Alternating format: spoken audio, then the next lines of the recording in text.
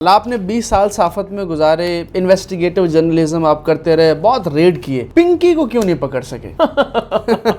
یہ سوال نا ہمیں ہر جگہ سے ہوتا ہے. یہ سوال ہوتا ہے آپ جب کسی ہیروئن والے کو پکڑتے ہیں جا کے، وہ کہتا ہے جناب فلانا بھی تو چرس بیچ رہے ہیں، انہوں کیوں نہیں پڑھ دے. اور یہی ہمارے پولیٹیکل دوست بھی کرتے ہیں. نون لیگ پہ تنقید کریں وہ کہتے ہیں جناب عمران خان پہ کیوں نہیں کرتے، عمران خان پہ تنقید کریں وہ کہتے ہیں جناب زرداری صاحب. او بھائی تسی اپنی تنقید کا جواب دیو نا. تو میرا یہ خیال ہے، ویسے میں نے آج سے پہلے کبھی پنکی کا نام ہے وہ نہیں سنا تھا، میرا یہ خیال ہے کہ پنکی کوئی بہت بڑا کردار نہیں تھا. اچھا، اس کی جو آڈیو آئی نا، وہ بیچاری کسی کو کہہ رہی ہے 25,000 روپے میرے اکاؤنٹ میں ڈال دینا 1 گرام. یار مطلب اگر آپ اتنی بڑی کوئی کوکین کوئین کی بات کر رہے ہیں تو وہ بیچاری 1 گرام کوکین بیچ رہی ہوگی لوگوں کو، اور ان سے ڈائریکٹ بات کر رہی ہے خود، اور ان سے 25,000 روپے اپنے فلانے اکاؤنٹ میں ڈال دینا.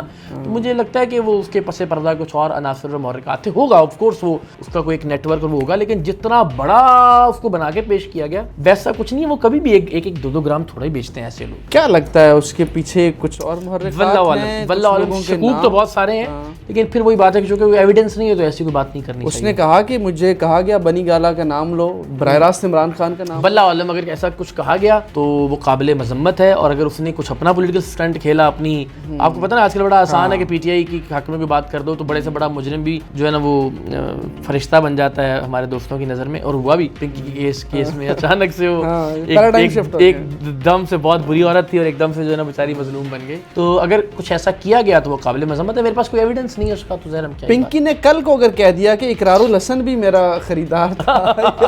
اچھا آپ نے کہا تھا یا نہیں کہا، تسی دماغ سے پاؤ آنا دے گل کہ کہل مائے اس سے، تو پھر کیا بنے؟ تو بھائی میں آپ سے عرض کروں گا کہ یار میرا خون کا، ڈی این اے کا، بالوں کا جو بھی ٹیسٹ ویسٹ کوئی کروا ہوتا ہے کوئی ایسا کہ جس سے میرے خیال کوئی ہسٹری بھی نکل آتی ہے، ہوتا ہے ڈاکٹر فیصل کے بعد.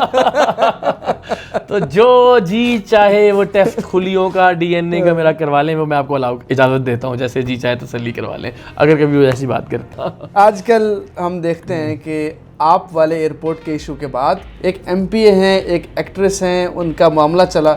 آپ کیا سوچتے ہیں ان میں سے سچا کون ہے؟ میرے پاس دونوں کے حوالے سے میں نے اس کو کیس کو فالو ہی نہیں کیا کہ اگر کوئی ایسا کوئی ثبوت ہوتا ہے میرے پاس کہ جس کی بنیاد پر میں کوئی سپورٹ کس طرف ہے؟ میں کسی طرف بھی نہیں، کیونکہ میں نہ دونوں کو ذاتی طور پر جانتا ہوں. نیوٹرل تو جانور ہوتا ہے. یہ بات بھی ٹھیک ہے. تو وہی کہتے تھے. خیر اگین نہیں، میں نے چونکہ اس کیس کو اس طرح سے فالو نہیں کیا، لیکن میری اس پہ ایک رائے ضرور ہے کہ تعلق جب ہو تو بس اس کو پھر بہتر طریقے سے ہی ختم کر دینا چاہیے.